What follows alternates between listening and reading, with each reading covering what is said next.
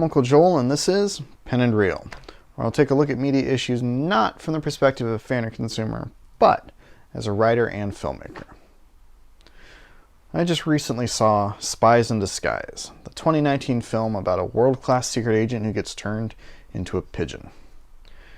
To be honest, I didn't have high hopes going into it, but I was certainly wishing they would do a lot with this premise. Unfortunately, what I found was a movie based on a crazy, unique premise that played it safe. And that's the crux of what I want to talk about, playing it safe. I definitely understand why a studio would play it safe, and Blue Sky Studios has had significant success doing so. But when you have a unique concept, something outside of the norm, I feel you have a responsibility to continue taking chances and do things a little different.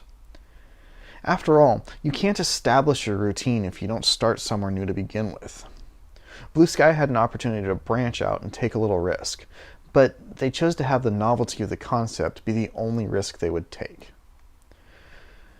The movie we got felt like it fit right in with most of the non-Pixar animated movies over the past decade. It felt like Trolls, Despicable Me, Cloudy with a Chance of Meatballs, How to Train Your Dragon, and so on. They took the basic formula that has worked and fit this new idea into it. You might call it the style, which would not be inaccurate, but in my perspective it is taking something that worked before and repeating it ad nauseum with little attempt to innovate. Now, from here, I will try to be as spoiler-free as possible, but I will be talking about certain elements of the movie that are not necessarily entirely known to those who haven't seen it.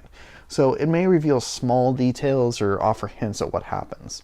So if you haven't seen the movie yet, proceed at your own risk. So consider the tried and true elements that appear in just about every animated movie these days, and compare them with what we get in Spies in Disguise. Quote-unquote random elements? You bet. You've got cats and glitter and unicorns, supposedly random items that are supposed to feel off the wall but are very hot items nowadays. Pop songs with a strong beat punctuating the final sequences? Absolutely. Goofy sidekick characters and supporting cast with exaggerated personalities? In spades. The outcast, underdog, misunderstood main character who thinks differently from everyone else, such that it gets him down, but is ultimately shown to be correct and gets elevated in everyone's eyes in the end? Nailed it. None of these are inherently bad. In fact, most of these have become industry standards because they work. However formulaic it may be, these are tried and true, and audiences connect with them. The problem, in my perspective, is that we get the same thing every time, to the point that it would feel odd if these elements are missing. There is nothing unique, adventurous, or creative, even when given a relatively unique idea, like turning a secret agent into a bird.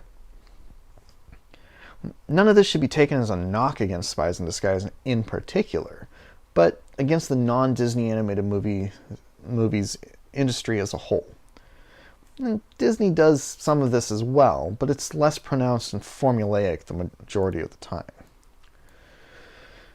So, hearing the premise of the movie and seeing the initial trailer, I had ideas that I thought would be entertaining and interesting. While watching the movie, I had even more ideas, ones that I would have really enjoyed seeing, but correctly predicted that they would not do. For instance, Will Smith's character Lance gets turned into a pigeon, and he winds up with a few other pigeons who become attached to him, following him around the rest of the movie. Eventually, a cure is presented that might turn Lance back into a human. Now, I would have loved to see the goofy sidekick pigeons drink the antidote, turning the pigeons into humans who know nothing about being human, essentially flipping the script. As expected, they didn't do this, and what they did do was far more predictable. Granted, they may be planning on making a sequel wherein they might utilize this idea, but I don't really like the idea of saving good ideas for sequels if they would make the present movie better. There were also several things introduced that never went anywhere. Things that could have provided interesting story possibilities as well as great comedic potential.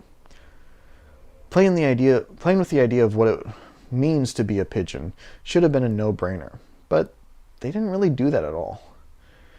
Maybe I just tend to think about things differently, but exploring the concept of being transformed into a pigeon would be interesting and entertaining, rather than little more than a gimmick as it was in this movie. In the end, this isn't a bad movie by any means, but it's very formulaic when it doesn't need to be. There are many things they could do. Change up character archetypes, lean into oddball scenarios, playing with the dramatization, like Pixar does, and using more dramatic and scene-appropriate music, even a little, as well as taking more risks with less predictable storytelling and doing more outrageous things, especially given the already outrageous scenario. Many will enjoy the movie and overlook all of my complaints, and if these things don't matter to you, then you'll probably like the film. I don't begrudge anyone for enjoying it. In fact, I hope you do. I just wish the writers and filmmakers would take a little more risk and step outside of the status quo, even if only a little. But what do you think? Does this formulaic approach to storytelling bother you, or do you appreciate the cliches for what they are? Did you enjoy the movie and not even notice what I'm talking about? Were there any ideas you had for other ways they could have made this movie that would have been a little riskier, but you feel would be far more interesting and entertaining? Let me know down in the comments. I'm curious to hear what you think. Until next time, this is Uncle Joel saying, stay tangible.